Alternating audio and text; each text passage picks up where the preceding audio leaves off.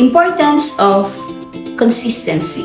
Alam mo ba na mas importante ang consistency kaysa sa malakas ka lang sa una o hanggang una ka lang? Bakit? O sa una ka lang G and then hindi mo na ginagawa siya ng tama. Or para rin sa business. So para makilala ka, makita yung negosyong ginagawa mo, ano bang una mong dapat gawin? Dalawang klase lang yan. Una, post daily. Siyempre, pag nag-post ka daily, makikita yung content mo. So tataas na yung algorithm mo. And o kaya, mag-engage ka daily. So napaka-importante niyan. Kahit negosyo man o content creator ka.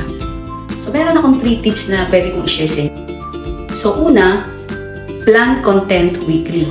Ayan, gawin nyo na kung anong gusto nyo gawin na content. I-script nyo kung paano nyo ito i-shoot, paano nyo siya i-deliver, even yung mga products nyo. Ayan, i-plan nyo na yan weekly. Number 2, automate post. Napaka-importante niyan kung kailan ka magpo-post, anong oras, anong araw. Ayan, mas maganda yan daily. And number 3, stick to routine.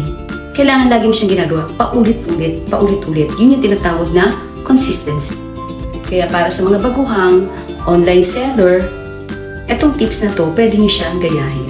Consistent ka ba o laging nauudlot? Yun nga yung sinasabi, consistency is the key. So, comment consistency kung nakaka-relate ka. So, paano? Till my next video. So, see ya! Kita clicks!